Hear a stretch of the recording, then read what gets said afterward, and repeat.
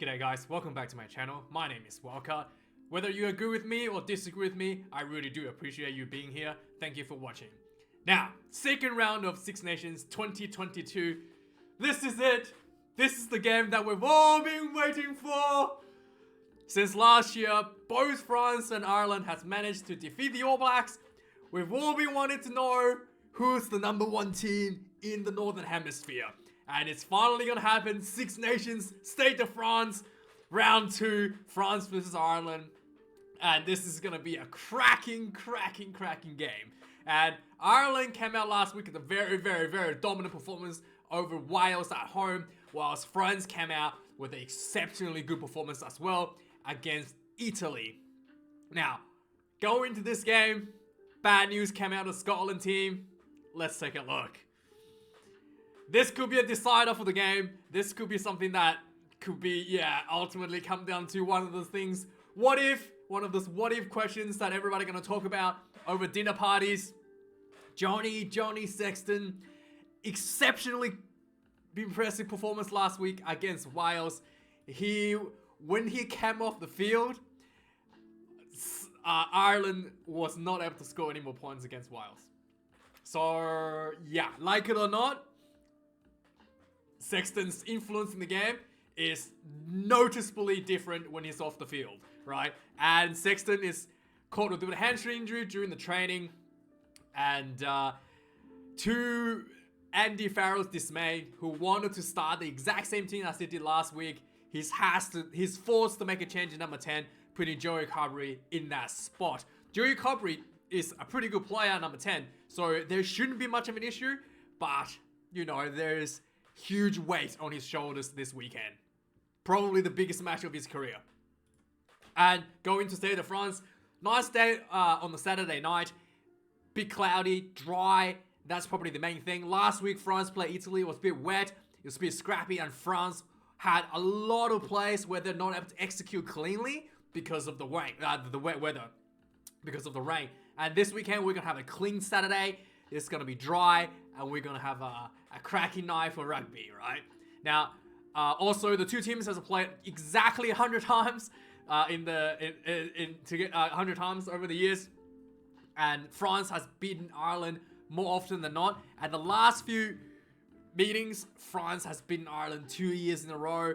And very close one last year, 13 points to 15. A lot of people thought Ireland could have won that if Johnny Sexton was playing. So, I'm pretty sure Sexton didn't play in that game. This is another game where Johnny Sexton, almost like deja vu for the Irish fans. I feel really sorry for the Irish fans. Johnny Sexton is just such an important player for the team in just organizing the attack, organizing the pace. We shall see how that changes everything the Ireland's going to put up this weekend. But the one thing I did notice is that the number 9, Jamison Gibson Park, he's doing a lot of the direction now for the Irish team. I want you to have a look at that right now in their stats. So first up, let's have a look at the French results over the last year or so. So the most important one, obviously, France has beaten New Zealand, had a pretty good tour in Australia. Very close loss to Australia away. Pretty impressive regardless. Huge win against Italy last week, but the New Zealand win last year has to be the highlight of the French, of Fabien Gautier's career, essentially. Well, not a coaching career, not playing career, because we know he has been New Zealand in the Rugby World Cup. So that's probably his playing in 1999. That's probably his highlight of his playing career, but in coaching career, this would have to be it. And Ireland came out of the Autumn Internationals as well with a huge win against New Zealand at home. The best performance of Irish team ever against New Zealand that day. So, and some people might argue that they played New Zealand the week before New Zealand played France, and they kind of like worn down New Zealand quite a bit, including having Beauden Barrett being injured. So it's not, some people might argue that France had a bigger win because Ireland wore New Zealand down. So let's have a look at the all important statistics for the players going into this match. So one of the main thing you will notice on the French team is there's two things. One of the main things is they have a very strong kicking game. As you can see that there's 3 kicking options, very strong kicking option from the French team. Melvin Jaminet on fullback, Romain Ntamack at number 10 position, and Anton Dupont, as always, that threat at number 9. He does a lot of the box kicks, a lot of strategic kicks, with the highest kicking numbers last week against Italy. Now, that's number 1. Number 2, the second thing you will notice from the French team is their tackle percentage. I have to make this a bit bigger to see that. Yeah, tackle percentage. So, the tackle completion rate for the French team is exceptionally high. Like 83% is like the lowest from Damien Penaud, only 1 missed tackles. The absolute completion rates are extremely high. Provided that it was against Italy, this might look better than it could be, but France has been very, very solid in that front as well, even against the All Blacks. So, and another 2 things I wanted to mention before we're looking at the stats for Ireland is the size of the French team. We'll have a look at that. The French 4-pack is exceptionally large, and including some of their props are just huge. And their bench is also extremely large in their 4-pack, so that size could play into a bit of a factor against Ireland. We shall have a look at that later. And finally, the French, the last thing I want to talk about is French team is their, what was it I want to talk about? Their, what was it? They,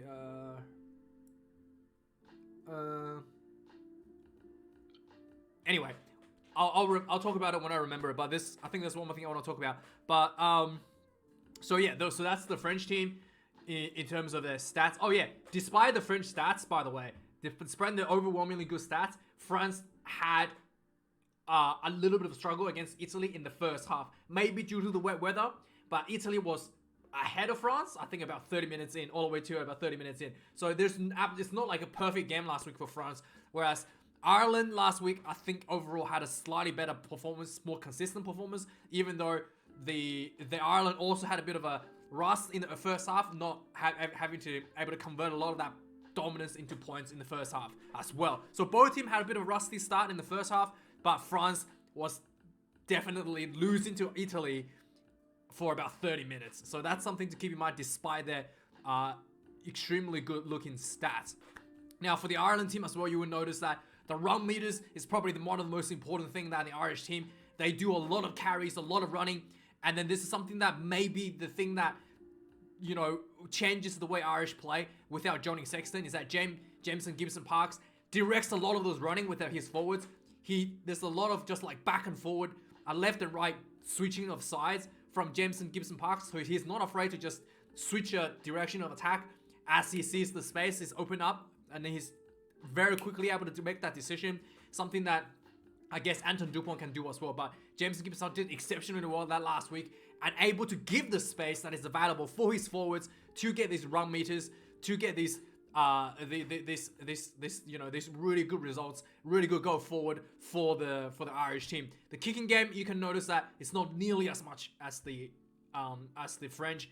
200 kicks, 200 meters kicking meters from Jameson Gibson-Park, mostly box kicks, and that's pretty much what you can say, just run meters. And also another thing, the defense from the Irish team is also impeccable against Wales. Wales almost had nothing going forward. The only person that had a lower kind of defensive issue is Ringrose and Bundyaki, and that's 70 and 75%. But overall, the Irish defense is extremely solid as well, with that probably the 4-pack being a bit more mobile,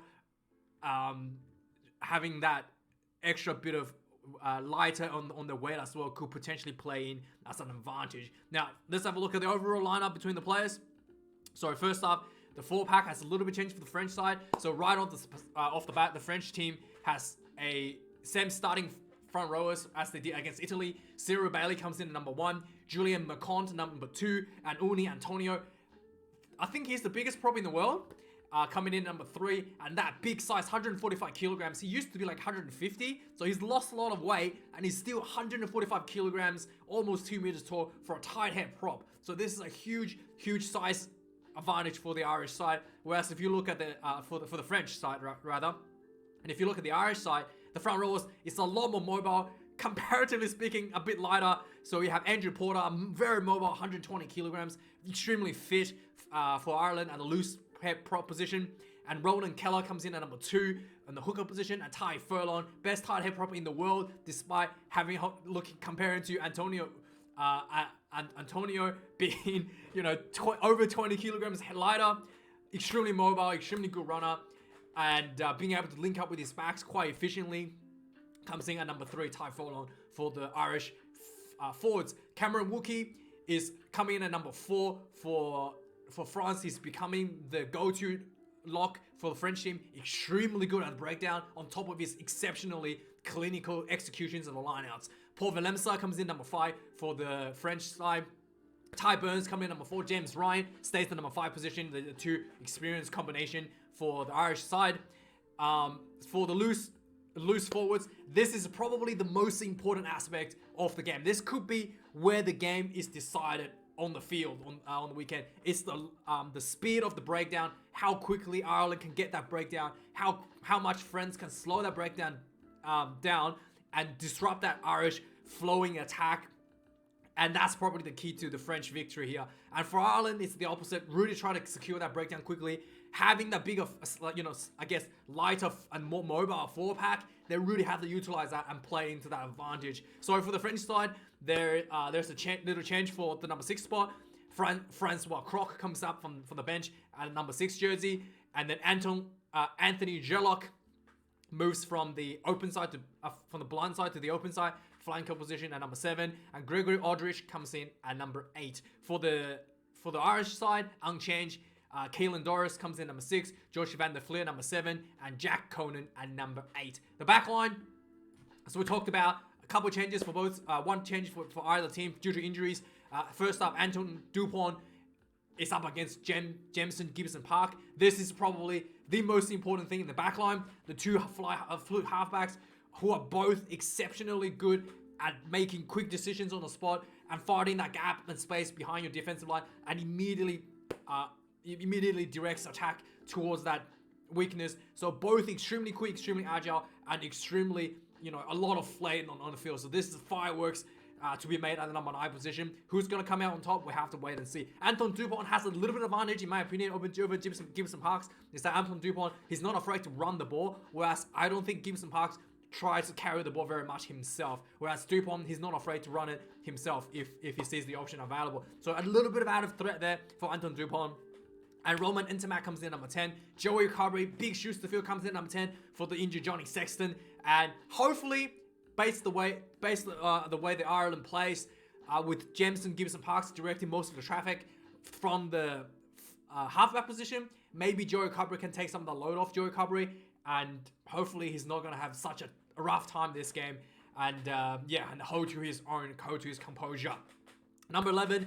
Gabin Vellier comes in number 11 for France. And Mac Hansen, man of the match performance last week on his debut against Wales, stays at number 11. Former player for the Brumbies in Australia, an Aussie guy to see at number 11. Extremely good to see. At number 12, Jonathan Danty is injured for the French team, so Yoram Moefana comes in at number 12 position in the very, very big test. Only his 4th test cap, and he's moved up from the bench to fill that big gap at number 12 position. So this could be, like Johnny Sexton being injured, it's a big issue. Could potentially be Ireland, having Jonathan Danty out from the number 12 position could be the French side of the weakness of the equation, right?